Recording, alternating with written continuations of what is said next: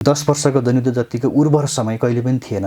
त्यसलाई चाहिँ स्वर्णिम युग भन्नुपर्छ एक हिसाबले श्रमजीवीहरूले। त्यसकारण बालेनहरूले गरेको काम भनेको उनीहरूले भनेको अगाउनेहरूको लागि गरिरहेको काम हो सबै। महाभारत जस्ता हैन धार्मिक ग्रन्थहरू अहिले पनि मान्छेको दिल दिमागमा बसिरहेको छ हैन। त्यो धार्मिक ग्रन्थहरूले भनेको षड्यन्त्र गर्न सिकाउने हो, महिलालाई हेप्न सिकाउने हो हैन, दलितहरूलाई अछुत भनेर हेप्न सिकाउने हो हैन, मंगोलहरू भनेको यो मान्छेहरू होइनन् भनेर सिकाउने हो।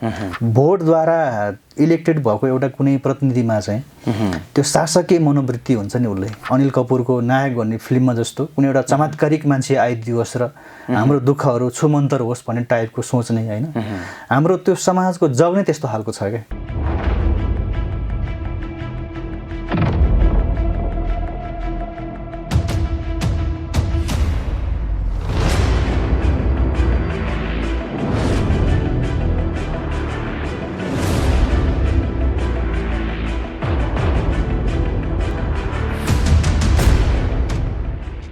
दर्शकबिन नमस्कार। उज्यालो नेटवर्कको विशेष कार्यक्रम उज्यालो संवादमा स्वागत छ। म कार्यक्रम प्रस्तुता अनिश तामाङ। हामीले यस कार्यक्रममा समसामयिक, राजनीतिक, सामाजिक, कला, साहित्यको विषयमा निरन्तर संवाद गर्दै आइरहेका छौँ। आज भने हामीले कला साहित्यको विषयमा संवाद गर्नेछौँ। आजको संवादमा एकजना हामीले कविलाई निम्ताएका छौँ। कवि राजु स्याङथन हाम्रो स्टुडियोमा आइसक्नु भएको छ। म धेरै ढिलो नगरिकन आजको मेरा अतिथिलाई स्वागत गर्न चाहन्छु। स्वागत छ राजी। लसो नमस्ते, धन्यवाद। आराम हुनुहुन्छ? केमा व्यस्त हुन्छ पछिल्लो चरण? ठिकै छु, केही छैन। अब त्यही पत्रकारितामा अलिअलि व्यस्त, अरू केही लेखिरहेको छु अहिले अलिअलि। तपाईँ यो व्यवस्था परिवर्तनको आन्दोलनमा 10 वर्ष महान जनयुद्धमा चाहिँ तपाईँ सहभागी हुनुभयो। हजुर। महोत्तरीको एउटा गाउँमा जन्मेको 16 वर्षको युवक के सोचेर, के कल्पना गरेर चाहिँ तपाईँ जनयुद्धमा होमिनुभयो? त्यो बेलामा परिवेशै अलग थियो हैन। अब देश नै एउटा नयाँ किसिमको एउटा आन्दोलनको एउटा आँधीहुरी जस्तो हैन, एउटा भुमरी जस्तो सिर्जना भइरहेको थियो नि हैन। अब त्यो समयलाई चाहिँ म खास गरी आम मान्छेहरूको आँखाबाट हेर्दाखेरि एकदमै सुन्दर समय भन्छु म चाहिँ हैन। त्यो समयलाई गरिबहरूले आफ्नो अधिकार पाउने, आफ्नो अधिकार लिने, खोज्ने हैन, बन्दुकद्वारा, युद्धद्वारा त्यो नेपालको समस्या समाधान गर्ने एउटा सपनाको ठुलो एउटा आँधीहुरी चलिरहेको बेला थियो। त्यो बेला म अब स्कुलमा पढ्दै अब साथीहरूले चाहिँ हैन, माओवादी साथीहरूले क्रान्तिका किताबहरू ल्याएर छोडिदिनु भयो घरमा हैन। रातो चम्किलो तारा, कम्युनिस्ट घोषणा पत्र, यस्तो यस्तो किताबहरू ल्याएर छोडिदिनु भयो।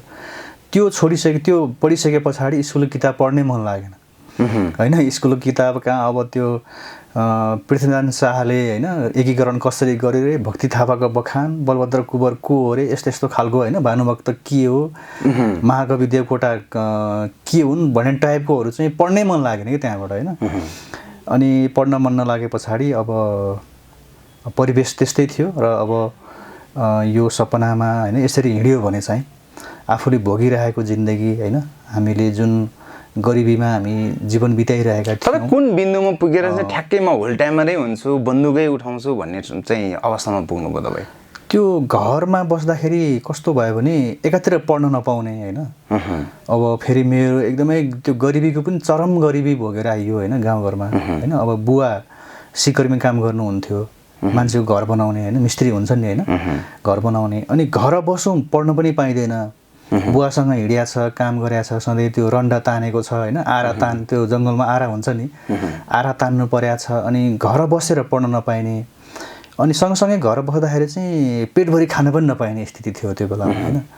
अनि ढेँडोहरू खानुपर्ने, ढेँडो त अब अगाउँची पाए त हुन्थ्यो त्यो पनि हैन, त्यो पनि थिएन। अनि अब चामलको भात पनि कहिलेकाहीँ मात्रै खान पाइने हैन, दसैँ तिहार आउँदाखेरि।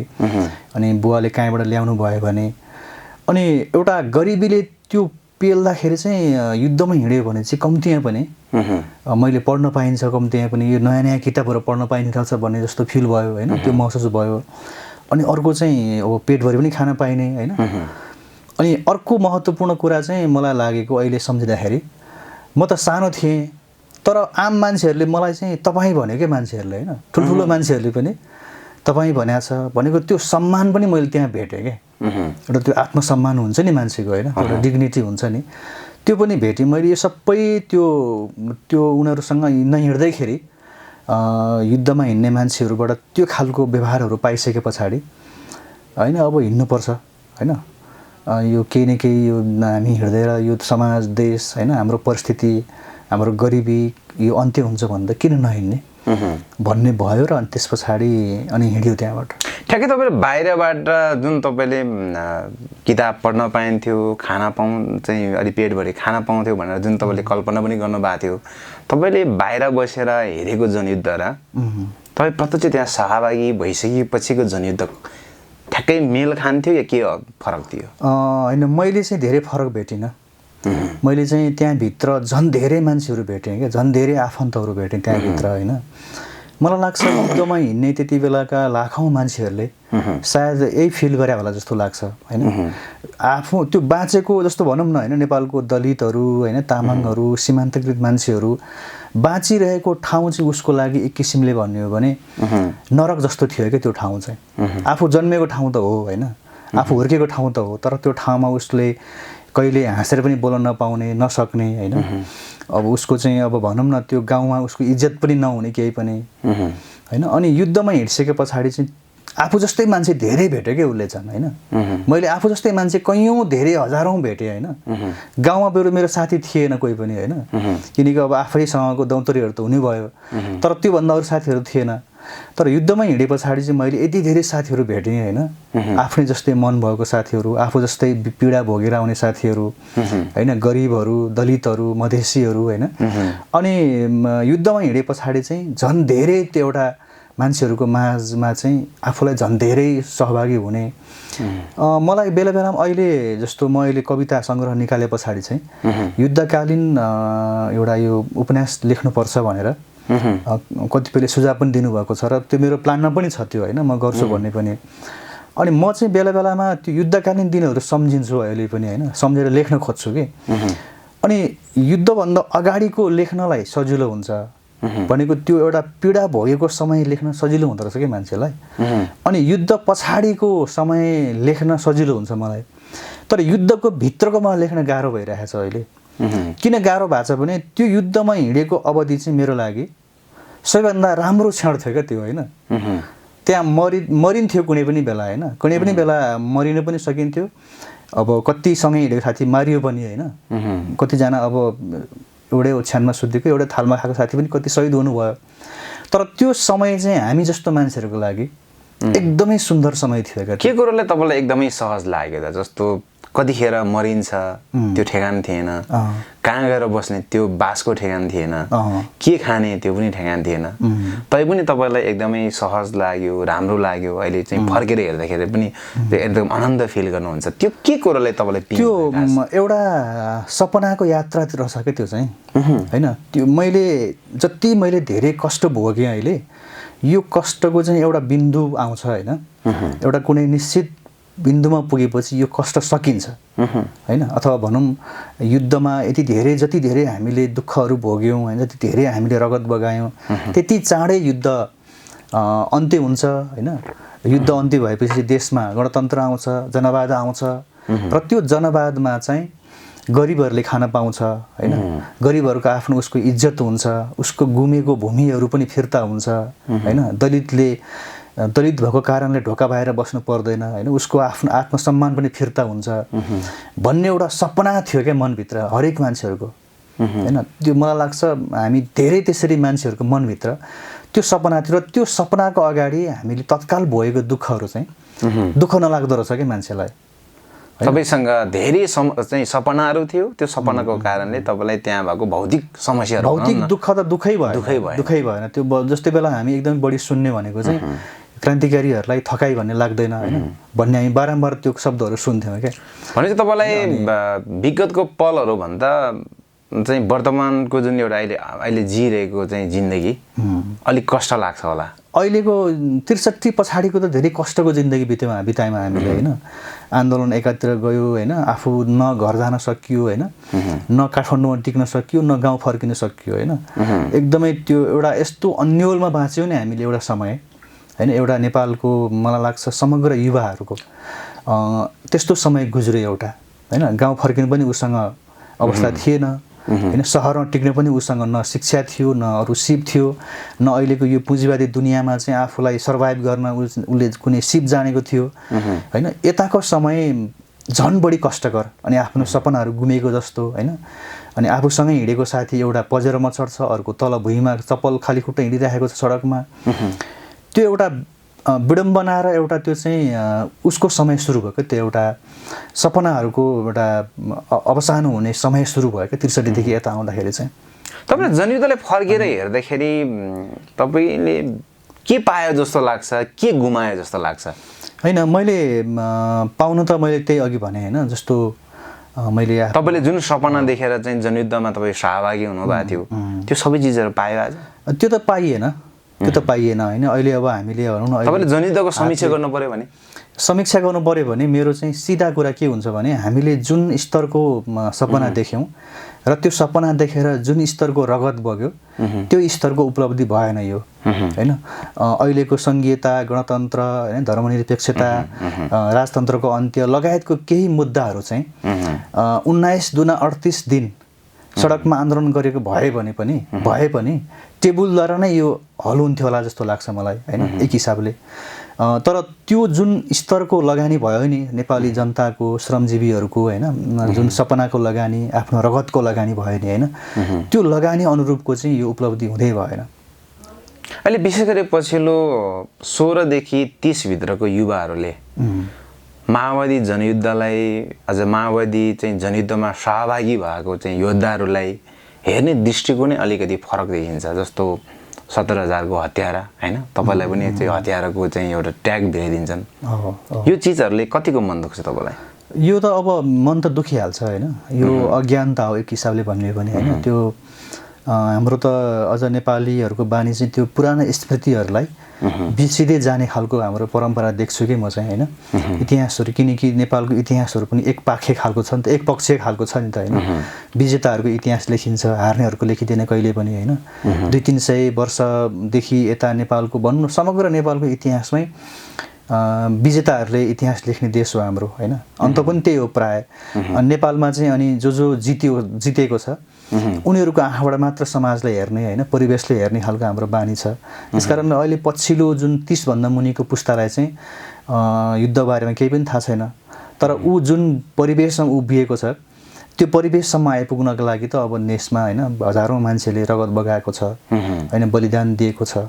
अहिले त्यत्तिकै त हामी यत्तिकै यस्तो अवस्था आइपुगेको होइनौँ होइन मलाई चाहिँ त्यस्तो कसैले चाहिँ कोही मान्छेले तपाईँलाई 17,000 को हत्यारा हो माओवादीहरू चाहिँ जङ्गली हो भन्ने किसिमको तपाईँहरूलाई त्यो किसिमको आरोप लाग्दै गर्दाखेरि भन्दै गर्दाखेरि त्यसको जवाब के हुन्छ तपाईँको होइन त्यो त एकदमै आक्षेप मात्रै हो कि त्यो होइन त्यो चाहिँ इतिहास समाजलाई नबुझ्ने एउटा अज्ञानीहरूले दिने एउटा कुरा हो त्यो होइन यस्तो हुन्छ नि त जस्तो यो वर्गीय समाजमा चाहिँ हरेक विषयलाई हेर्ने आफ्नो एङ्गल हुन्छ होइन अब मैले भने नि अघि जस्तो जनयुद्धको समयलाई चाहिँ एउटा मान्छेहरूले एकदमै धेरै मान्छे मार्ने होइन आतङ्ककारीहरूको एउटा ठुलो हिंसात्मक समय थियो भन्छ त्यो भन्नेहरू चाहिँ प्राय गरी सहरमा बस्नेहरू धनाढ्यहरू होइन त्यसको युद्ध जो चाहिँ सम्पत्ति र एउटा आफ्नो जमिनको आडमा बसेर आम मान्छेहरूलाई शोषण गरिरहेका थिए शोषण गर्नेहरूको एङ्गलबाट हेर्दाखेरि त्यो समय एकदमै नराम्रो हो खराब हो तर शोषितहरूको एङ्गलबाट होइन श्रमिकहरूको एङ्गलबाट हेऱ्यौँ भने त्यो समय जत्तिको उर्वर नेपालको मलाई लाग्छ 300-400 वर्ष यतादेखिको इतिहासमा 10 वर्षको जनयुद्ध जतिको उर्वर समय कहिले पनि थिएन त्यसलाई चाहिँ स्वर्णिम युग भन्नुपर्छ एक हिसाबले श्रमिकहरूले त्यसकारण मतलब दृष्टिकोणमा समस्या हो दृष्टिकोण कुन दृष्टिकोणले हेर्ने भन्ने कसरी होइन जस्तो एउटै चिजलाई भनौँ न होइन हामीले कुन चस्माले समाजलाई हेर्छौँ भन्ने कुरा हो होइन अब हामी त्यो चस्मा चाहिँ शासकीय चस्मा लगाउँछौँ भने नेपालमा चलेको हरेक सामाजिक राजनीतिक आन्दोलनहरू यो बेकार भयो जस्तो लाग्छ उनीहरूलाई होइन हामीले हिँड्न पाएनौँ डुल्न पाएनौँ हामीले चाहिँ हाम्रो स्वतन्त्रता खोसियो शान्ति हरायो भने जस्तो कुरा गर्छ नि त होइन शासकीय चस्माले हेऱ्यौँ भने सबै त्यस्तो देखिन्छ त्यो चाहिँ अब शासित पछिल्लो युवाहरूले अलिकति त्यो शासकीय चस्माले हेर्न खोजे त्यो उनीहरूले त्यही हेर्या हो त्यो निरपेक्ष शान्तिवादी हुन्छ नि हामी होइन, जस्तो गौतम बुद्ध जन्मेको देश शान्ति भएन खालि यसो भन्छ नि त युवाहरूले अहिले होइन। तर निरपेक्ष शान्ति भन्ने कहिले पनि संसारमा हुँदैन। हजारौँ वर्षको हामीले इतिहास हेऱ्यौँ भने पनि मानव समाज भनेको लड्दै होइन, आन्दोलन गर्दै, युद्ध गर्दै, क्रान्ति गर्दै एक स्टेप समाजलाई अगाडि धकेल्दै अगाडि बढ्ने कुरा हो नि होइन। त्यस कारणले यो पुस्ताका मान्छेहरूले चाहिँ त्यसरी सोच्नु भनेको एकदमै गलत कुरा हो। तपाईँ जनयुद्धमा मैले एउटा कुरा जोड्न मन चाहे, जस्तो राजु स्याङतन तपाईँको नामाकरण पछि जनयुद्धमा सहभागी भइसकेपछि चाहिँ तपाईँले त्यो नाम पाएको रहेछ। तपाईँले खास चाहिँ गाउँघरमा काले भनेर चाहिँ बनाउँदो रहेछ। यो राजु स्याङतन नाम कसरी जुर्यो, कसले राखिदिनु भयो, त्यो जान्न चाहेँ म। त्यही त, यो चाहिँ के छ भने गोपाल भन्ने एकजना साथी होइन, अहिले उहाँ चाहिँ वडा अध्यक्ष छ मेरो साथी गाउँमा अहिले बर्दिवासको 11 नम्बर वडामा। ऊ र म युद्धमा हामी सँगै हिँड्यौँ होइन, सँगै हिँड्यौँ र हामी हिँड्नुभन्दा अगाडि गाउँमा चाहिँ केही हामीभन्दा अलिक सिनियर पुस्ताका मान्छेहरू हिँडिसक्नु भएको थियो। उहाँहरूको हिँडेर नै हामीलाई प्रभाव परेको थियो त्यो चाहिँ होइन, युद्धमा हिँड्नुपर्ने रहेछ भन्ने कुरा। अनि अब त्यो साथीको नाम पूर्णे, मेरो नाम काले होइन। हामी त अब युद्धमा हिँडेर हामी चुरेको जङ्गलमा आयौँ। चुरेको जङ्गलमा तामाङको गाउँमा आएर बसे पछाडि त्यहाँ हाम्रो काकाको छोरी पर्ने एकजना प्रतीक्षा भन्ने दिदी हुनुहुन्थ्यो होइन। उहाँको नाम चाहिँ गाउँमा पहिला माया थियो, युद्धमा हिँडेर उहाँको नाम प्रतीक्षा भएछ होइन। अनि उहाँले चाहिँ हामीलाई बोलाउनु भयो अगाडि। अनि युद्धमा हिँडेपछि अधिकांशको चाहिँ अब नयाँ नाम राख्नुपर्छ भन्ने चलन हुन्छ नि त। अनि युद्धमा हिँड्नुभन्दा अगाडि मेरो चाहिँ मनमा के थियो भने यो काले भन्ने नाम फिटिकै भएन यो होइन, सबैले हेप्ने होइन, पुरै यो कुनै इज्जतै नभएको नाम भयो यो होइन, गाउँघरमा गाली गरे बलास त हुने होइन। अनि म चाहिँ एउटा खतरा नाम राख्छु भन्ने भयो होइन। अनि के थियो भने त्यो बेलामा मैले हाम्रो घरमा आइराख्ने मान्छेहरू चाहिँ तिनीहरूको नाम सुन्दाखेरि कोहीको नाम क्षितिज हुन्थ्यो होइन, बसन्त, क्षितिज होइन, अनि शिशिर होइन, यस्तै होइन, चट्याङ पनि थियो अझ नामहरू होइन, यस्तो क्रान्ति, यस्तो नयाँ नामहरू। ओहो, म पनि यस्तै खत्रै नाम केही राख्नु पर्ला भनेर सोचिरहेको थिएँ मनमा होइन। अनि त्यो दिदीले चाहिँ अगाडि बोलाएर के भन्नुभयो भने तिमीहरूको नाम के राख्ने भन्नुभयो होइन, तपाईँहरूको नाम के राख्ने भन्नुभयो। खै दिदी हामीलाई थाहा छैन, तपाईँहरू जे राख्नुहोस् भने। अनि उहाँले के भन्नुभयो भने ल गोपाल र राजुमध्ये के लिने, कुन लिने भनेर भन्नुभयो उहाँले। हामी दुईजना अगाडि उभिरहेका थियौँ होइन। अनि नाम त अलिक खत्रै होला भन्ठानेको गोपाल र राजु भनेर ल्याउनु उहाँले अगाडि। अनि त्यो दिदी पनि अब उहाँ पनि भर्खरै हिँडेको युद्धमा होइन, हामीभन्दा केही महिना अगाडि हिँड्नु भएको थियो होला, अलिकति सिनियर। अनि उहाँको अब एउटा गाउँको सामान्य होइन तामाङ महिला होइन, एउटा तामाङ युवती महिलाको दिमागमा त्यति धेरै ठुलो त्यो नामहरूको एउटा खजाना पनि थिएन रहेछ क्या उहाँको होइन, भण्डार हुन्छ नि एउटा नयाँ नामहरूको, त्यो पनि थिएन रहेछ उहाँसँग। गोपाल र राजु राखे पछाडि अनि मलाई चाहिँ गोपाल अलि मन परेन नाम होइन, गोपालभन्दा राजु ठिक हुन्छ भनेर मेरो पालो होइन म राजु राख्छु भने। अनि पूर्णेले चाहिँ ल म गोपाल राख्छु भने उहाँले। अनि यसरी दुईजनाको नाम बाँडियो होइन दुईतिर। अनि पहिला भने यसरी नाम राखियो र अब पछि फेरि नाम चेन्ज गरौँ जस्तो लागेन, पछि यति भयो होइन। पछाडि अनि राजु भन्न थाले मान्छेहरूले पनि। अनि त्यो बेलामा यो रेडियो गणतन्त्र भन्ने थियो होइन युद्धकालमा, त्यहाँ चाहिँ मैले चिठीहरू पठाउँथेँ कि बेलामा, त्यहाँ हाजिर जवाफ के पनि हुन्थ्यो। एक दुईवटा मैले मिलाएर के पुरस्कार पनि छ भने, तर मैले पुरस्कार पाइनँ त्यो बेलाको के हुन्थ्यो नि। अनि चिठीहरू पठाउनु पर्ने गाउँघरमा होइन, म चाहिँ चिठी लेख्ने क्या प्राय गरेर। अनि रेडियो गणतन्त्रमा चाहिँ मेरो नाम उहाँहरूले वाचन गर्नुभयो र रेडियोको साथीहरूले चाहिँ राजु भन्ने नामको मान्छे चाहिँ अलि होचो होला होइन, अलिकति सानो खालको मान्छे होला भनेर सोच्नु भएको छ उहाँहरूले होइन। रेडियोको मान्छेहरूले पछि भेट्दाखेरि त मान्छे त यस्तो पो रहेछ भन्नुहुन्थ्यो उहाँहरूले होइन। भनेपछि यस्तै भएर गयो नामहरू। यो चाहिँ संयोग रहेछ, अब अरू कुनै नाम राख्नु पाए हुन्छ। जस्तो यो नाम राख्ने दिदी चाहिँ शहीद भएको ठ्याक्कै पछि के भयो भने उहाँले नाम राख्नुभयो र हामी आफ्नो क्षेत्रमा लाग्यौँ होइन। अनि त्यस पछाडि केही महिनापछि फेरि फर्केर त्यही ठाउँतिर आउँदाखेरि उहाँ हुनुहुन्थेन। के भयो भनेर हामीले सोधीखोजी गर्दाखेरि चाहिँ उहाँ चाहिँ फेरि कस्तो मान्छे भने त्यो एकदमै जनताको घरमा गएर घर पुग्ने बित्तिकै त्यो घरको फोहोर के छ होइन, घरभित्रदेखि बाहिर सबै बढाल्ने, त्यो घरको मान्छेहरूको लुगाहरू धोइदिने होइन, त्यो घरको आमाहरूको अब उनीहरूलाई कुराकानी गर्ने होइन, हामी यो क्रान्ति यस कारणले लागेको हो होइन, यो क्रान्ति भनेको यस्तो हो भनेर त्यो जनतामा गएर यस्तो त्यो मिसिहाल्ने उहाँ चाहिँ होइन, एकदम नजिकबाट त्यो मान्छे क्या। अनि उहाँ चाहिँ सायद त्यो ठाउँतिर अहिले पनि मलाई मान्छेहरूले होइन उहाँ शहीद भएको थाहा नहुनेहरू अहिले पनि खोजिरहेको जस्तो लाग्छ क्या मलाई। त्यति धेरै मिलनसार, त्यति धेरै राम्रो मान्छे हुनुहुन्थ्यो। एउटा शहीदले राखिदिएको नाम तपाईँको राख्थ्यो। अनि पछि उहाँ चाहिँ अनि ठ्याक्कै त्यो धुलो बढाल्दै गर्दाखेरि बिहानै यस्तो ग्रेनेड भिडेर चाहिँ धुलो बढाल्दै गर्नु भएर छ। अनि त्यो एउटा यस्तो टाँक हुन्थ्यो त्यो बेलामा होइन, त्यो टाँक लगाएर चाहिँ त्यो गर्नु पर्थ्यो नि त्यो बेलामा। अनि त्यो चाहिँ टाँक लाउन बिर्सिनु भएछ उहाँले त्यो बमको होइन, त्यो ग्रेनेडको। अनि त्यो ग्रेनेड चाहिँ ठ्याक्कै खसेछ। अनि खसे पछाडि त्यहीँ ठ्याक्कै ब्लास्ट भयो क्या त्यहाँबाट। उहाँले त्यो फाल्न पनि भ्याउनु भएन, भाग्न पनि भ्याउनु भएन। अनि पुरै छिया छिया भयो अरे होइन शरीर पुरै। अनि त्यहाँबाट चाहिँ उहाँ शहीद हुनुभयो। अनि पछाडि चाहिँ के लाग्यो भने अब यो नाम त अब सरदर यस्तै नाम भयो, तर अब शहीद हुने मान्छेले नाम राखिदिएको नाम होइन किन फेर्नु भने जस्तो लाग्न थाल्यो। अनि नाम यस्तै यस्तै रह्यो अहिलेसम्म, यस्तै भयो। गाउँमा चाहिँ गाउँको काले नाम गरेको व्यक्ति होइन, जनयुद्धमा राजु स्याङदन हुँदै आजको दिनसम्म आउँदाखेरि जस्तो तपाईँले अहिले त कवि राजु स्याङदन भनेर तपाईँको एउटा चाहिँ छुट्टै पहिचान बनिसकेको अवस्था छ।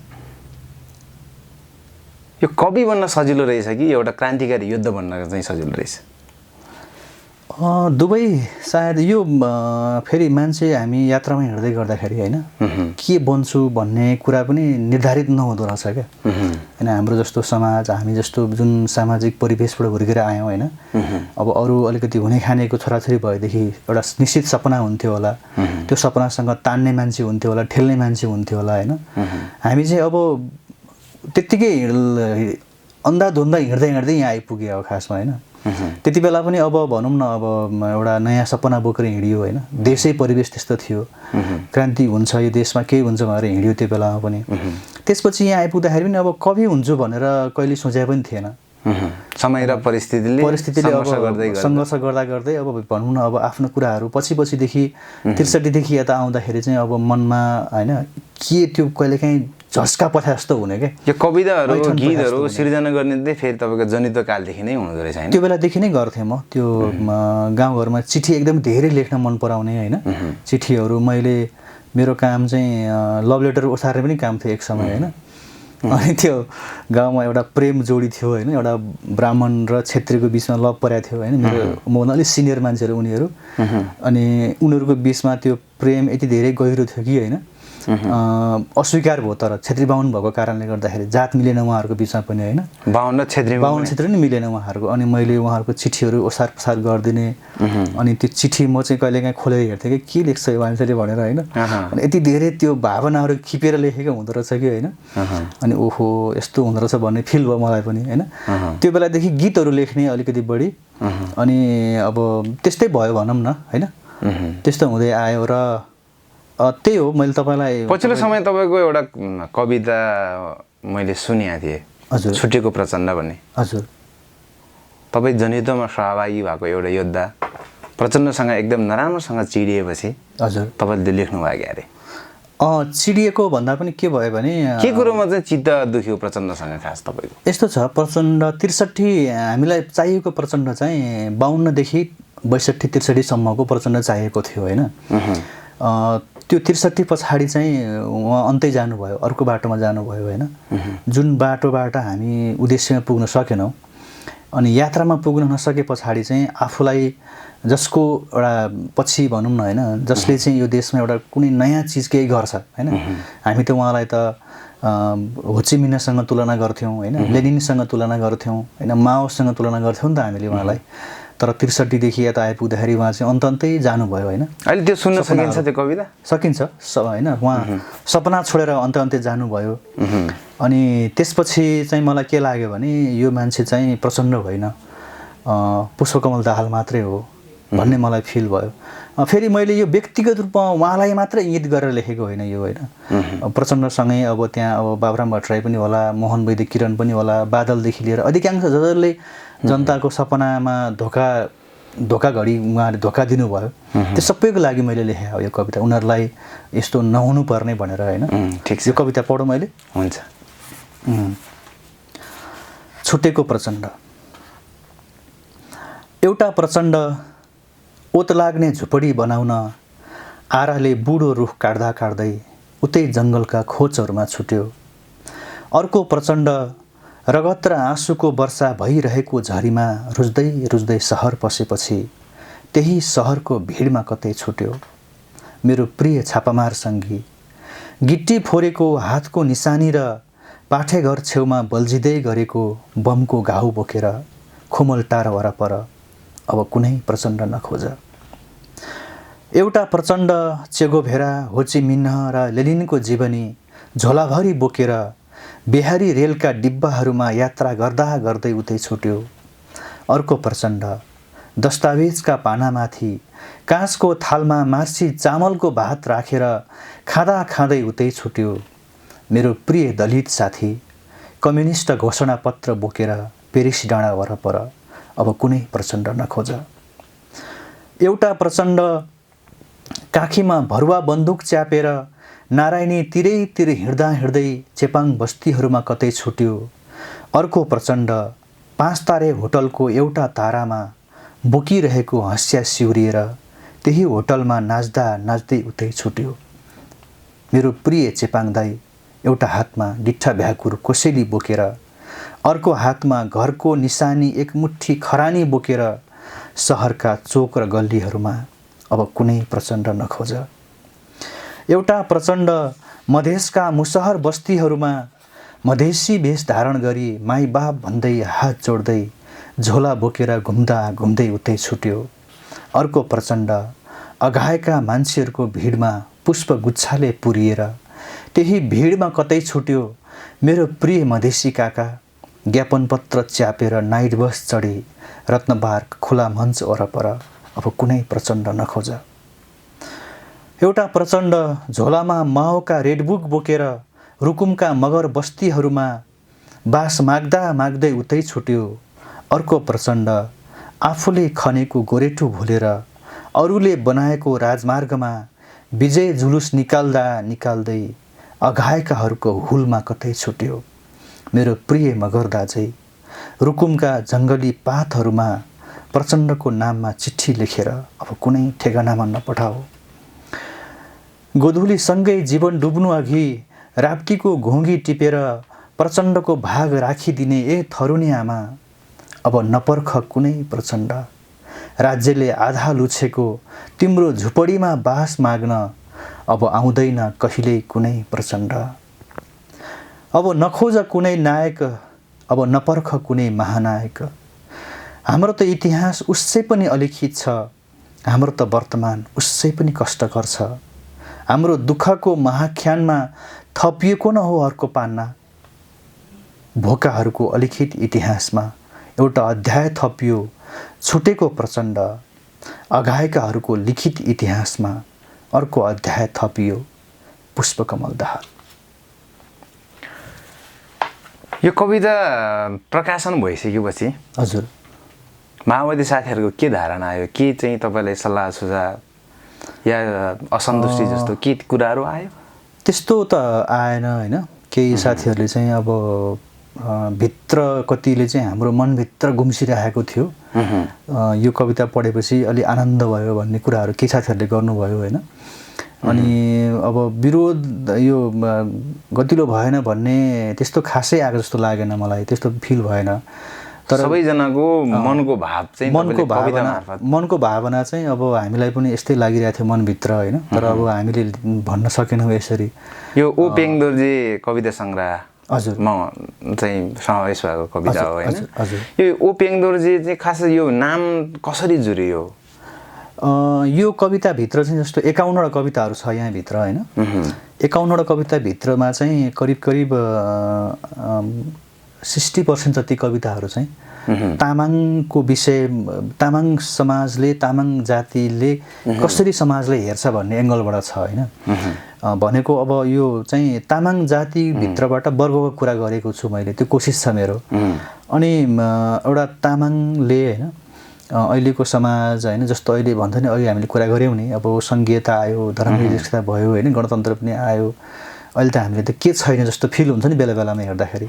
तर तामाङले खास गरी भन्ने भने भित्री मनदेखि उसले उसको हातमा डम्फु त छ, उसले डम्फु पार्क बनाएको छ, टुङ्ना पार्क बनाएको छ तर त्यो टुङ्ना पार्कमा गएर नाच्ने उसँग त्यो अझै मन खुसी छैन क्या, उसको तामसाली पनि छैन। आज राज्यले चाहिँ एउटा तामाङलाई हेर्ने दृष्टिकोण हिजो जस्तो थियो आज पनि त्यस्तै छ, त्यस्तै नै छ एक हिसाबले। त्यो एउटा पिपाको जिन्दगीबाट तामाङ जाति अगाडि बढ्न सकेको छैन, बदलिएको छैन त्यो होइन। त्यो चाहिँ समाज अब स्वाभाविक रूपमा आफ्नो एउटा त्यो इभोल्युसनको प्रक्रियामा समाजको आफ्नो स्वाभाविक गतिमा हामी यहाँसम्म आइपुगे मात्रै हो यसमा होइन। यसमा युद्धको ठुलो हात हुनु पर्थ्यो, युद्ध पछाडि चाहिँ उपलब्धि धेरै हुनु पर्यो, त्यो हुन सकेन।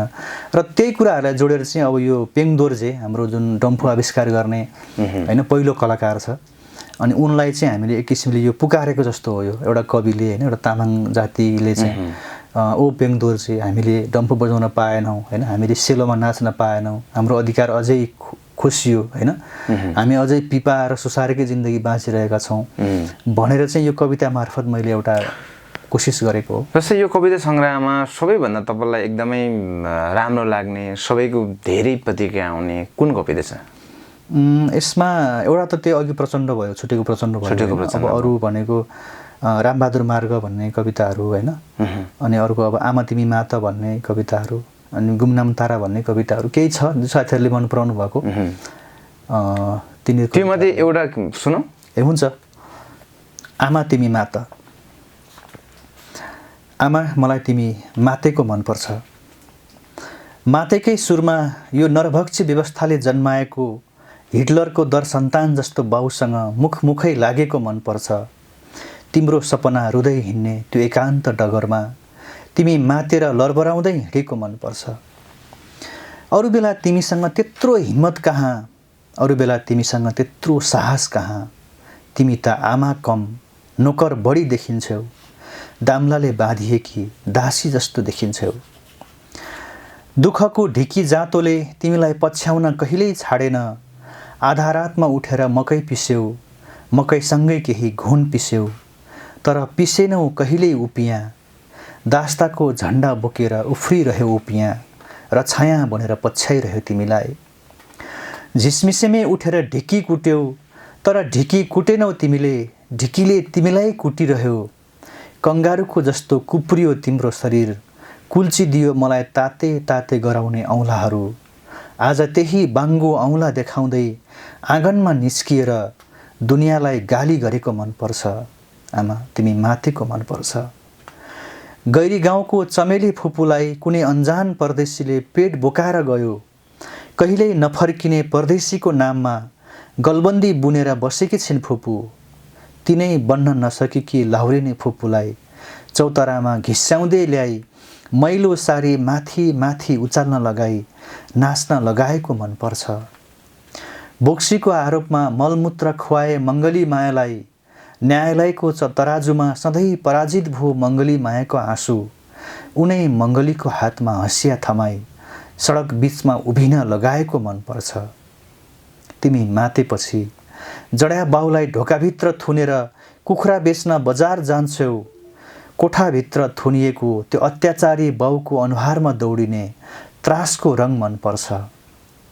तिम्रो औँला जस्तै बाङ्गिएको छ जिन्दगी, तिम्रो ढाड जस्तै कुप्रिएको छ रहर। तिमी त वंश धानिदिने आँसुको इन्जिनले चल्ने मेसिन। उहिल्यै जात्राबाट तिमीलाई बाउले घिसारेर ल्याउँदा उतै वनको बाटोमा छुट्यो तिम्रो पछ्यौरी। त्यही पछ्यौरीसँगै छुटे जीवनका तमाम रहर लाग्दा अध्यायहरू। त्यसपछि तिमी कहिल्यै नबिसाउने दुःखको रेलमा यात्रा गरिरह्यौ एक्लै एक्लै। आमा तिमी माता, आमा तिमी माता, तिमी मातेको मनपर्छ। यो दुनियाँ तिम्रै रगत चुसी माथि रहेछ आदिम कालदेखि, मातेकै सुरमा शासन गरिरहेछ तिमी माथि। आमा तिमी माता, मलाई तिमी मातेको मनपर्छ। एकदम धेरै राम्रो छ। जस्तो समाजमा झट्ट हेर्दाखेरि चाहिँ गाउँघरमा विशेष गरी हजुर अलिक उत्पीडनमा चाहिँ भएको महिलाहरूको विषयमा अलिकति विशेष जोड गरेर होइन, अलि त्यो भावमा डुबेर लेखा जस्तो देखिन्छ कि। जस्तो कुनै पनि सिर्जना चाहिँ यतिकै आउँदैन। तपाईँले चाहिँ कति बेला चाहिँ यो सिर्जना तपाईँको दिमागमा आयो र तपाईँले यो लेख्नुभयो?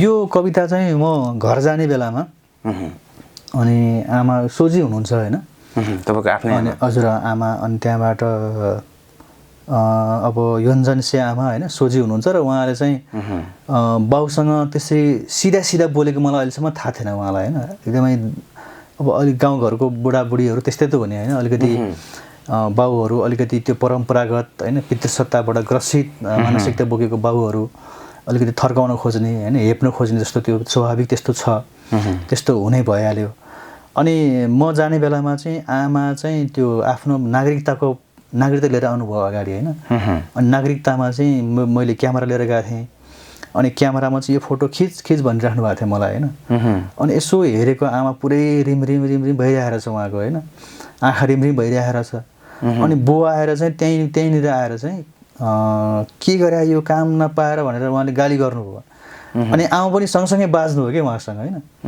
अनि त्यसरी आमा सँगसँगै बाजेको मलाई थाहा थिएन धेरै होइन त्यस्तो मलाई यादै थिएन राम्रोसँगले अनि मलाई के लाग्यो भने आमा माते पछाडि चाहिँ बाउसँग मुखमुखै लाग्दो रहेछ होइन भन्ने त्यो विषयले मेरो मनमा खेलिरह्यो क्या त्यहाँबाट अनि म अरू बेला बुवाले जे भन्नुभयो भने त्यही मौन बस्ने मान्ने सहने जस्तो सहनुहुन्थ्यो उहाँ तर रक्सी माते पछाडि चाहिँ उहाँ त्यो प्रतिकार गरेको मैले याद भयो अनि त्यो विषयले मेरो दिमागमा एकदमै होइन त्यो हानिरह्यो अनि त्यस पछाडि अब मैले त्यसलाई चाहिँ अनि यो कविता लेखेँ अब यो फेरि रियलमै मात्नु भनेको त होइन होइन त्यसलाई अलिकति बिम्बात्मक तरिकाले होइन यो नसहनु अब होइन यो सहनु हुँदैन पुरुषहरूको अत्याचार सहनु हुँदैन भन्ने एङ्गलबाट मैले लेखेँ यो र यो कविता लेखेपछि धेरैले मन पराउनु भयो होइन किनकि यो हाम्रो चाहिँ हरेक जसो घरमा त्यो कथा छ नि त अझै पनि घरको कथा त त्यो चाहिँ अब पितृसत्ताले ग्रसित भएको समाजमा होइन सामन्तवादको जरा अझै पनि नउखालिएको समाजमा चाहिँ हरेक घरमा आमाहरू उत्पीडनको जाँतोमा पिसिनु भएको छ अनि यो कथा चाहिँ जनजाति होइन मधेसी अब खसारे सबै समाजमा मिल्न गएको छ यो कथा सबैतिर अनि एकदमै धेरै यो कथाले मलाई प्रेरित गरिरहेछ यो कविताले होइन अनि म आफूलाई पनि सकेसम्म म पुरुष हुँ तर म त्यस्तो पुरुष नबनाउँ जो परम्परागत होइन एउटा पुराना ह्याङहरू बोकेर त्यस्तो नबनाउन सकेसम्म भन्ने यो कविताले मलाई एक किसिमले जिम्मेवार पनि बनाएको जस्तो फिल हुन्छ म आफू त्यो पितृसत्ताबाट आफू कति मुक्त हुन सकिन्छ होला भनेर यो कविताले मलाई चाहिँ प्रश्न उठाएको जस्तो पनि लाग्छ म आफूलाई पनि यो कविता सङ्ग्रहमा फेरि तपाईँले आफ्नो बुवालाई अलिकति सम्बोधन गरेर हजुर रामबहादुर मार्ग हजुर के शीर्षकमा पनि तपाईँले लेख्नु भएको छ त्यो पनि थोरै सुनौँ ए हुन्छ त्यो यो मैले चाहिँ यस्तो रहेछ यो कविताहरूको विषयहरू खोज्न धेरै पर गइनँ म होइन मेरो आफ्नै घर परिवेश परिवार वरिपरि आफ्नै कम्युनिटीभित्र आफ्नै समुदायभित्रको होइन त्यो भयो रामबहादुर मार्ग यो कथा यो कविता पनि अब बाउ पितृसत्ताको एउटा प्रतिनिधित्व हो तर वर्गीय समाजमा उनी फेरि चाहिँ मजदुर हुन् फेरि होइन उनको आफ्नो उत्पीडनको कथा छ नि फेरि पनि होइन सबैको कथा हुने अब त्यो पुरुषहरूले आफ्नो घरको श्रीमतीहरूलाई अत्याचार गरिरहेको हुन्छ त्यो पुरुष फेरि स्वयं होइन समाजबाट फेरि उनीहरू पीडित हुन्छन् अघिको चाहिँ आमाको कथा भयो अब यो चाहिँ राज्य सत्ताको कुरा हो मेरो यसको जडमा त आउने कुरा फेरि पनि होइन अब यो चाहिँ मैले यो मजदुर बाउहरूलाई सम्झेर मेरो बाउसहित राजमार्गहरू बनाउने होइन यो पूर्व पश्चिम राजमार्ग छ नि यो महेन्द्र राजमार्ग त्यो चाहिँ मेरो बुवाले बनाउनु भएको रहेछ त्यति बेला 30-35 सालतिर अनि उहाँले चाहिँ सधैँ त्यो बाटो हिँड्ने बेलामा यो बाटो मैले बनाएको हुँ भनिराख्नुहुन्थ्यो सधैँ अहिले पनि भनिराख्नुहुन्छ होइन अनि त्यही भएर बुवालाई समर्पित गरेर यो लेखेको मैले यो कविता चाहिँ रामबहादुर मार्ग जब टेक्छु यो लमतन्न राजमार्ग टेकेँ जस्तो लाग्छ आप्पाको कुप्रो आङ 40 वसन्त अघि लक्का जवान हुँदा गिट्टीमा सपनाको अलकत्रा घोलेर बनाएका थिए रे आप्पाले यो मार्ग ऊ त्यो जङ्गलको बीचमा थोत्रो डोजरको पाटपुर्जासँगै लडिरहेको पहेँलो टोपी सायद मेरै आप्पाको हुनुपर्छ त्यो पुरानो ट्र्याक्टरको टायर नेर आधा डढेको हातेछाप चप्पल पनि मेरै आप्पाको हुनुपर्छ ऊ त्यही फ्याँकिएको क्रसरले चुडी लग्यो होला मलाई ताते ताते गराउने आप्पाको दाहिने हात हुइकिन थालेपछि पुलमाथि मोटर कति हिँड्यो होलान् जवान आमासँगै पुल मुनिको बाटो 2 रुपैयाँ भाडा नभएर। हिजो साँझ पिएपछि 1 डबका जोस आप्पा निस्किएछन् राजमार्गमा, कराएछन् जोड जोडले साला को हो महेन्द्र भनेको, यो महेन्द्र राजमार्ग होइन मैले बनाएको हुँ मैले। बिहान बिउँझदा टोल छिमेकी राजमार्ग छेउमा लडिरहेको थियो आप्पाको लास, किचिमिची पारेको थियो वर्षौँ भोट हालेको बुढी औँला पनि। न कुनै मुचुल्का न कुनै साक्षी न कुनै थुन्छेक, बेवारिस लडिरहेछ आज आँगनमा आप्पाको लास। म गइरहेछु मेरो आप्पालाई भेट्न, यो अम्लेखगञ्ज, यो निजगढ, यो चन्द्रनिगाहपुर, यो महेन्द्र राजमार्ग, पूर्व पश्चिम राजमार्ग। तर किन भन्न पाउँदिन रामबहादुर मार्ग। अहिले बुवाले सुन्नु भएको छ यो कविता? उहाँले सुन्नु भएको छ। उहाँले यो कविता, उहाँको प्रतिक्रिया के रह्यो यसमा? होइन, एकदमै पहिला यो कविता छापिने बेलामा पनि बहिनीहरूले सुनाएको रहेछ दुवै कविता। आमा तिमी मातर, यो दुवै कविता बहिनीहरूले सुनाएको रहेछ आमा। के भन्नुभयो बुवाले? अनि बुवा चाहिँ एकदमै स्तब्ध हुनुभयो अरे होइन, एकदमै शान्त भएर अनि भन्नुभयो अरे। अनि अस्ति बर्दिवासमा एउटा प्रोग्राम भएको थियो, यो मेरो पोइट्री टुर भन्छ चलिरहेछ अहिले होइन, कविताकै। त्यहाँ पनि बुवा आमा सबै आउनु भएको थियो कविता सुन्न। अनि त्यो म्युजिक सहित होइन, टुङ्ना सारङ्गी गिटार के अरे सहित बाँसुरीसहित उहाँले सुन्नुभएको थियो त्यो। अनि कविता सुनिसके पछाडि चाहिँ अनि के भन्नुभयो अरे भने, होइन ठिक छ कविताहरू, अनि अझै केही ठाउँमा मिलाउनु पर्नेछ, म कुरा गर्छु त्यसलाई भन्दै थियो अरे होइन बुवाले। अझै उहाँलाई त्यो थियो अरे। अनि आमाले चाहिँ मलाई फोनमा भन्नुभएको थियो, कविता सबै सुने, अब सबै चाहिँ नभनेको भए हुन्थ्यो होइन, पहिलाको कुराहरू अलि आन्द्रा भुँडी खोलेर देखाइस् तैँले भन्नुहुन्थ्यो आमाले चाहिँ।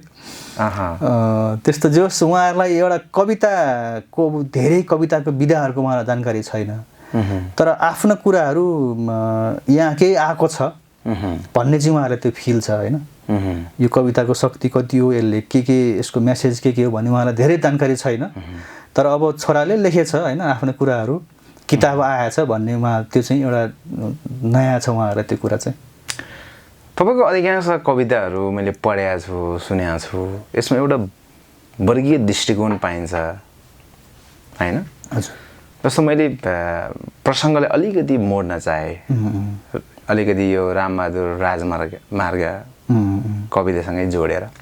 जस्तो पछिल्लो समय जुन बालेन काठमाडौँ महानगरपालिकाको मेयर बालेन शाहले जसरी एउटा सडक विस्तारको नाममा होइन, अब अलि सुकुम्बासीदेखि अलिकति गरिबहरूको अलिकति रोजीरोटी खोज्ने कामहरू भएको छ होइन।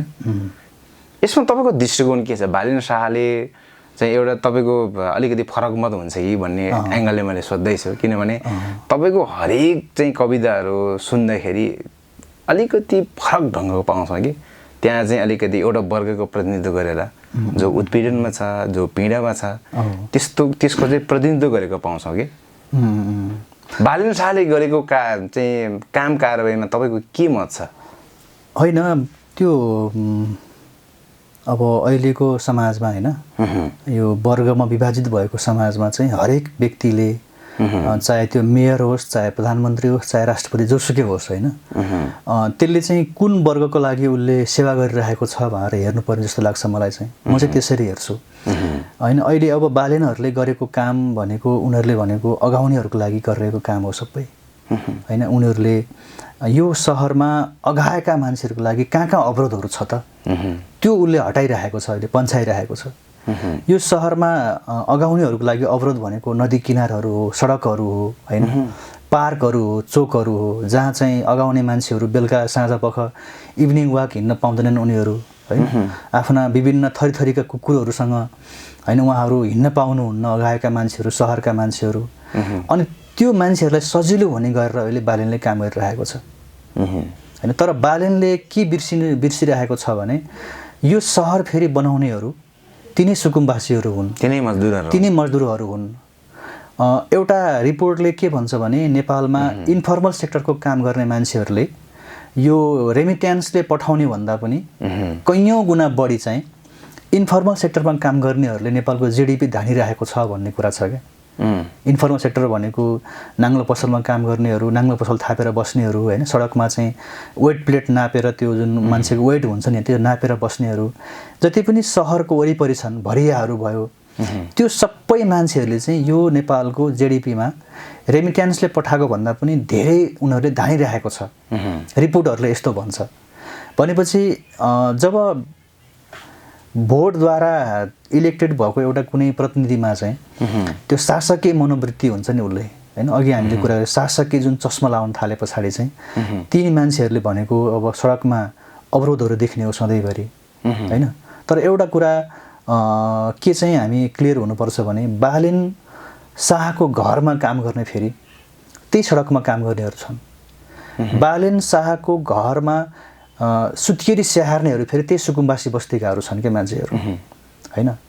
आफू यो सहरको कस्तो रहेछ भन्दाखेरि अब म एउटा कविता लेख्ने एङ्गलबाट हेर्दाखेरि चाहिँ अहिले हामीले गर्दै यो जुन बाँचिरहेको सहर छ यो चाहिँ त्यो अमानवीयताको एउटा हद पार गरेको सहर हो कि यो चाहिँ होइन। मान्छेलाई नचिन्ने होइन, भनौँ न ल बालेन शाहको घरमा काम गर्नेहरू सुकुम्बासी बस्तीमा बस्नेहरू छन् र त्यही फेरि बालेन चाहिँ डोजर बोकेर त्यही सुकुम्बासी बस्ती भत्काउन जान्छ भनेपछि यो कुन हदसम्मको अमानवीयता हो भन्ने कुरो ठ्याक्कै यहाँबाट चिनिन्छ क्या। त्यस कारणले यो बालेनले यो किसिमको चेत किन आएन? चेत भनेको होइन, त्यो जब आफ्नो जुन दृष्टिकोण चाहिँ होइन एउटा शासकीय चस्माले जब पुरिन्छ नि होइन, त्यसपछि सबै मान्छेहरूलाई उस्तै देख्ने हो क्या उसले होइन। उसले गर्ने भनेकै सहरका अगाउनेहरूको लागि गर्ने हो उसले काम होइन। र यो सहर फेरि कस्तो भन्दाखेरि यो सहर चाहिँ श्रमिकहरूले बनाएको सहर हो नि होइन। यो श्रमिकहरू नहुने भने यो सहरै हुँदैन फेरि पनि। अनि जिन्दगीभरि उसको आफ्नो जस्तो काठमाडौँ वरिपरिका तामाङहरूले यो सहर बनाएको हिजोदेखि आजसम्म रानी पोखरीदेखि लिएर घण्टाघर दरबार मार्ग यो जति सहरको जुन वृद्धि हुँदै गएको छ नि होइन, त्यति सहरको वरिपरि चाहिँ एउटा सुकुम्बासीहरूको बस्ती निर्माण भइरहेको छ क्या। त्यो अधिकांश ठाउँमा त्यही हो अहिले। त्यस कारणले सहरलाई बनाउनेहरू होइन यो संरचनाले यो किसिम बालेनले निम्न वर्गको मानिसहरूको विषयमा किन सोच्न सकेन होला? उसले सोच्ने नै होइन, उसको क्षेत्रै होइन त्यो, किनकि उस हुर्केको उसको परिवेश उसको वर्ग धरातल होइन त्यो सबै हिसाबले बालेन हाम्रो मान्छे नै होइन, बालेन श्रमिकहरूको मान्छे नै होइन। ऊ चाहिँ शासकहरूको होइन सहरका सम्भ्रान्तहरूको उनीहरूको मान्छे हो। र हामी प्रायः चाहिँ अब गरिबको चमेली भन्ने गीत गाएको कारणले गर्दाखेरि अनि उसले चाहिँ केही गर्ला कि भनेर मान्छेहरू एउटा आशाले हेर्छन्, त्यो चाहिँ बेकार हो त्यो चाहिँ। त्यस कारणले हामीले काठमाडौँ जस्तो सहरमा चाहिँ यो किसिमको एउटा शासकीय मनोवृत्ति भएको मान्छे आउनु नै बेठिक हो होइन। अब उसले हेर्नु न ल बन्चरी डाँडामा लगेर उसले सुरुमै एउटा स्टनहरू गरिरहेको थियो नि सुरुमा होइन, उसले एउटा नाटक त्यहाँ गरिरहेको थियो नि। तर उसले के बुझेन भन्दाखेरि काठमाडौँ चाहिँ एक्लै विकास हुन कहिले पनि सक्दैन कि काठमाडौँ चाहिँ। काठमाडौँलाई मान्छे उठ्नको लागि जसरी हात पाउ टेक्छ नि त्यसै गरी सहर उठ्नलाई पनि उसले आफ्नो वरिपरि के टेक्नुपर्ने हुन्छ होइन। अनि उसले बालेनले के गर्यो भन्दाखेरि आफू उठ्नको लागि चाहिँ नजिकको तामाङ बस्तीमा उसले चाहिँ आफ्नो त्यो पन्जा टेकिरहेको छ क्या उसले। र ऊ आफू उठ्नको लागि सडकका मजदुर लखड्दैछ उसले होइन। सडकमा चाहिँ नाङ्लो व्यापारीहरू होइन जुन इन्फर्मल सेक्टरमा काम गर्ने मान्छेहरूलाई उसले त्यहाँ दमन गरेर त्यसको टाउकोमा टेकेर उठ्न खोजिरहेको छ। र त्यो किसिमको सहर उठाइ त्यो छेडिको हुन्छ होइन, किनकि त्यो सहर बनाउने फेरि उनीहरूले नै हो, श्रमिकहरूले नै हो होइन। जुन श्रमिकले सहर बनाउँछ त्यही श्रमिकको टाउकोमा टेकेर कुनै शासकहरू कुनै छोटे शासकहरू उठ्न खोज्छ भने ऊ अवश्य लड्छ एक दिन न एक दिन होइन। यो काठमाडौँमा भएको लाखौँ मजदुरहरूले श्रमिकहरूले चाहिँ होइन त्यो चाहिँ अब बालेनको घरहरूमा गएर चाहिँ हामी काम गर्दैनौँ भनेर भन्यो भने के हुन्छ त्यहाँबाट भनौँ न होइन। आन्दोलन त त्यहाँबाट उठ्न सक्छ फेरि कुनै पनि। तर पनि अधिकांश युवाहरूले चाहे निम्न वर्गको युवाहरू होस् चाहे उच्च चाहिँ वर्गको युवाहरू होस् बालेनलाई सपोर्ट गर्ने समर्थन गर्ने अब नेपालमा त्यस्तो एकदम फ्यान फलोइङ्सको हिसाबले पनि सबैभन्दा क्रेज भएको कोही छ भने बालेन शाह छ भन्नेहरू पनि छन् कि यो कि युवाले नबुझ्या हुँदा यो कुरा? यो युवा पनि कस्तो हुन्छ भने यो उमेरले युवा हुने होइन होला जस्तो लाग्छ कि मलाई चाहिँ होइन। तपाईँ भन्नु न काठमाडौँमा +2 पढ्दै गरेको ब्याचलर पढ्दै गरेको युवाहरूलाई लाइन लगाएर 100जना लाइन लगाएर सोध्यौँ भने भनेको समाजमा बोक्सी हुन्छ कि हुन्न भन्यो भने 90%ले बोक्सी हुन्छ भन्छ होला क्या सायद होइन। उमेरले युवा हुने होइन रहेछ क्या। हाम्रो सामाजिक बनोट र हाम्रो समाजको संरचना नै कस्तो छ भने विभेदकारी होइन, शोषणमा आधारित होइन, अलिकति त्यो स्टनहरूमा रमाउने होइन, नायकत्वको खोजी गर्ने होइन, कुनै एउटा यो के अरे अनिल कपुरको नायक भन्ने फिल्ममा जस्तो कुनै एउटा चमत्कारिक मान्छे आइदियोस् र हाम्रो दुःखहरू छुमन्तर होस् भन्ने टाइपको सोच नै होइन। हाम्रो त्यो समाजको जग नै त्यस्तो खालको छ क्या। काठमाडौँमा पढ्ने युवाहरू भन्दा बरु गाउँठाउँमा पढ्ने र केही गर्ने मान्छेहरू अलिक सृजनशील होला बरु जस्तो लाग्छ मलाई। त्यस कारणले युवा भनेर मात्रै नहुँदो रहेछ। युवाहरू खास बढी पछिल्लो चरणको सोसल मिडियालाई अलिकति अध्ययन गर्ने हो भने पनि बढी प्रतिक्रियात्मक हुने, सृजनशीलता नभएको पाउँछौँ कि खास पछिल्लो पुस्ताका युवाहरू भनौँ न। यो खास किन यस्तो भयो? यस्तै यो अस्थिर राजनीति होइन, देशको यो परिस्थितिको कारणले हो या खास कारण के हो? त्यो मलाई लाग्छ एउटा चाहिँ अस्थिर राजनीतिकै कारण हो एउटा होइन। अर्को भनेको चाहिँ त्यो हाम्रो सामाजिक बनोट नै गतिलो छैन क्या। हाम्रो सामाजिक जग हुन्छ नि त्यो जग नै गतिलो छैन। हामी यसलाई अहिले तत्काललाई हेरेर मूल्याङ्कन गर्न अलिकति अप्ठ्यारो हुन्छ, त्यो राम्रो हुँदैन। अब हाम्रो नेपाल बनेको 300-400 वर्षदेखि यताको इतिहासलाई हामीले राखेर हेऱ्यौँ भने हाम्रो समाज बनेको एकदम नमिल्दो परिवेशबाट बनेको छ क्या। हाम्रो चाहिँ जातमा विवाद, जातमा आधारित छ यहाँ होइन, वर्गमा आधारित छ होइन। अब महिला भनेको छ यहीँ, फेरि धर्म पनि यहीँभित्र घुसेको छ भनेपछि हाम्रो समाज चाहिँ त्यो बनोट समाजको जुन बन्ने प्रक्रिया हुन्छ नि, एउटा मान्छे कसरी बन्छ समाजमा होइन, उसको त्यो सोसलाइजेसनको प्रक्रियाबाट त्यो मान्छे कसरी विकास भएर आएको छ भन्ने हेऱ्यौँ भने ऊ चाहिँ जातिवादी भएर हुर्किन्छ होइन, ऊ धार्मिक भएर हुर्किन्छ, ऊ गरिबहरूलाई हेप्नुपर्छ भन्नेबाट हुर्किन्छ ऊ होइन, अलिकति श्रमिकहरू देख्यो भने तिनीहरूलाई घृणा गर्नुपर्छ भन्ने परिवेशबाट हुर्किन्छ ऊ भनेपछि हाम्रो सिङ्गो त्यो समाजको स्ट्रक्चर नै यस्तो खालको छ क्या। त्यसपछि अनि चाहे त्यो 20-22 को युवा होस्, चाहे त्यो जुनसुकै उमेर, समाजको बनावटै यस्तो भएको कारणले चाहिँ युवाहरू सृजनात्मक हुन सकेन, त्यो हुन सकेन, बढी प्रतिक्रियात्मक भयो, छिटो टिप्पणी गर्ने चाहिँ गहिराइमा गएर नबुझ्ने भएको। त्यो हाम्रो शिक्षा धेरै कुराहरू छ यसमा होइन। अब शिक्षाको कुरा पनि होला यहाँ। शिक्षा फेरि कन्ट्रोल गर्ने भनेको राज्यले हो। राज्य कसरी बन्छ भने निश्चित एउटा ब्राह्मण पुरुषहरूको एउटा चङ्गुलबाट सुरु हुने हो नेपालको शासन सत्ताहरू होइन। त्यो चाहे जङ्गबहादुरको पालामा होस्, चाहे पृथ्वीनारायण शाहको पालामा होस्, महेन्द्रदेखि आजसम्म आउँदाखेरि पनि नेपाल चलाउने भनेको निश्चित एउटा बाहुनहरूको टुकडिल चलाउने हो होइन। अनि त्यो टुकडिल चलाएको शिक्षा पनि त्यही अनुसारको हुन्छ अनि संस्कृति पनि त्यही अनुसारको हुन्छ होइन। हामी यसलाई चाहिँ एउटा आधार र उपरि संरचना भनौँ न होइन। हाम्रो आधार कस्तो छ भने एक खालको छ हाम्रो आधार भनेको, अनि त्यो आधारमा टेपेर उभिएको भनेको यो उपरि संरचना हामी जे भन्छौँ, नैतिकताहरू भयो, मूल्यहरू भयो, मान्यताहरू भयो होइन, शिक्षा सबै चाहिँ अनि त्यो नमिल्दोबाट सुरु भएको छ क्या होइन। हामी भनौँ न ल नेपालमा दक्षिण एसियामा चाहिँ महाभारत जस्ता होइन धार्मिक ग्रन्थहरू अहिले पनि मान्छेको दिल दिमागमा बसिरहेको छ होइन। त्यो धार्मिक ग्रन्थहरूले भनेको षड्यन्त्र गर्न सिकाउने हो, महिलालाई हेप्न सिकाउने हो होइन, दलितहरूलाई अछुत भनेर हेप्न सिकाउने हो होइन, मङ्गोलहरू भनेको यो मान्छेहरू होइनन् भनेर सिकाउने हो। त्यो सबैबाट हामी जुटेर यहाँ आइपुग्दाखेरि आज 2080 सालमा आइपुग्दाखेरि अनि त्यो मान्छे कस्तो जन्मिन्छ भनौँ न होइन। त्यस कारणले यो युवाहरूमा त्यो खालको आलोचनात्मक समाजको बनावट संरचना नै ठिक छैन भन्ने, त्यो ठिक छैन हो। त्यो जुन आमूल चेन्ज हामी अघि सुरुमा कुरा गरेका थियौँ नि होइन, यो युद्धद्वारा यसलाई आमूल चेन्ज गर्ने भन्ने कुरा थियो नि, त्यो युद्ध चाहिँ खासमा यो सबै खराब मनस्थितिहरूको एउटा भण्डाफोर गर्ने समय थियो कि त्यो चाहिँ। यो सबैलाई चेन्ज गर्ने त्यो सकिएन, नसकेर फेरि हामी फेरि यहीँ आइपुग्यौँ, जस्ता ठाउँमा आइपुग्यौँ। ठिक छ, यो बहसलाई यहीँ थातिर फेरि तपाईँको कविता सङ्ग्रहमा फर्किन चाहे। यहाँ तपाईँले पिपाको विषयमा एउटा चाहिँ कविता लेख्नु भएको छ, किनभने समय पनि हामीसँग छोटो छ, एउटा कार्यक्रममा लगभग हामी अन्तिम चरणमा आइसकेका छौँ पनि। त्यो एकपल्ट सुनाउनु, त्यो तामाङहरूको विषयमा छ होइन? हजुर हजुर, यो पिपा भनेको के हो भन्ने छ कविता। पिपा भनेको के हो? मेरो घरमा आज जन्मिएको छ एउटा सिक्रीले बाँधिएको बच्चा, म उसको आप्पा भएको छु। जब हुनेछ ऊ तोते बोली बोल्ने, मैले आप्पालाई सोधे जस्तै उसले पनि सोध्नेछ मलाई, डम्फुमाथिको चरा किन चुपचाप बसिरहेको आप्पा। माभरको चिसो लेकमा गुराँसको थुङ्गा र बाख्राको बथानसँग साँझ बिहान खेल्दा खेल्दै बित्नेछ उसका 10वटा हिउँद।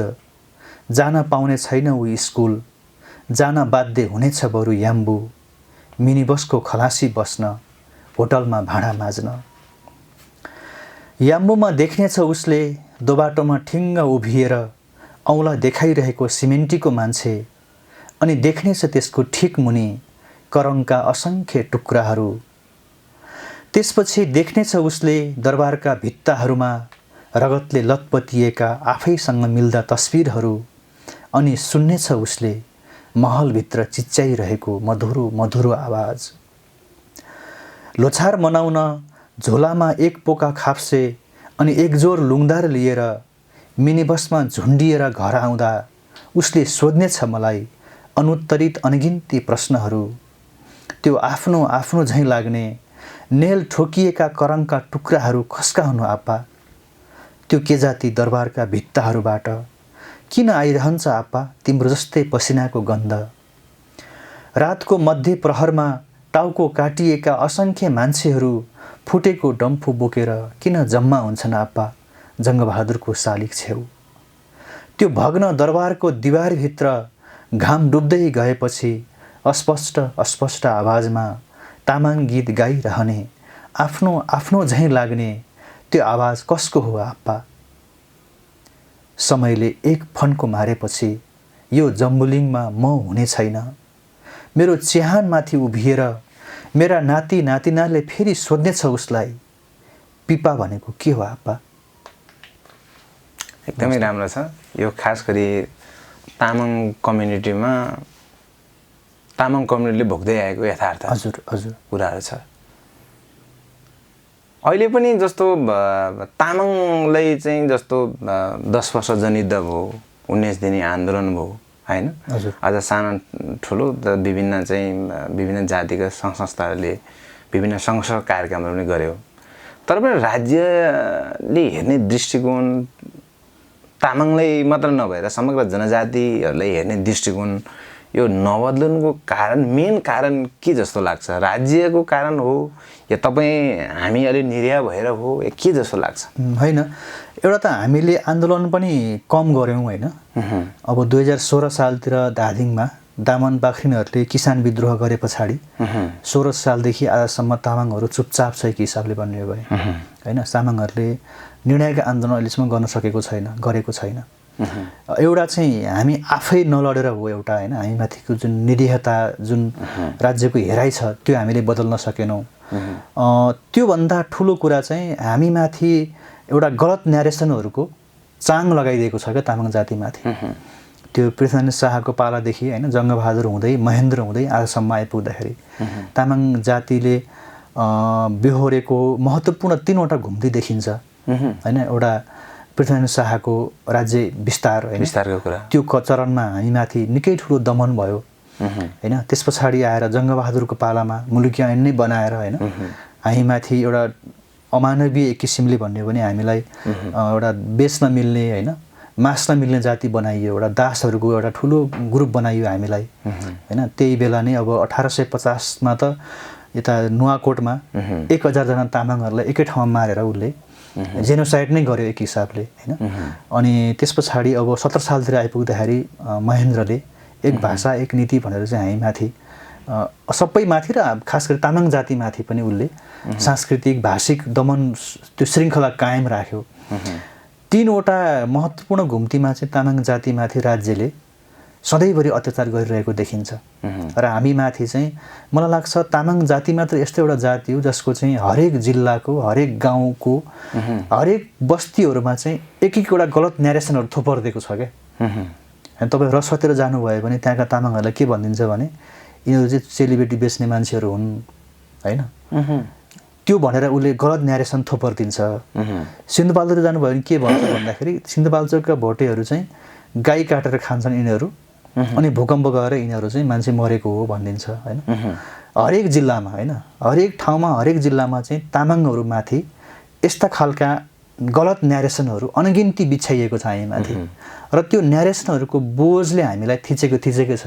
एउटा तामाङ जातिको मान्छे भन्ने बित्तिकै उसको आँखामा चाहिँ एउटा कुनै गैर तामाङको आँखामा चाहिँ त्यो न्यारेसनहरूद्वारा उसले एउटा धारणा बनाउँछ मनभित्र होइन।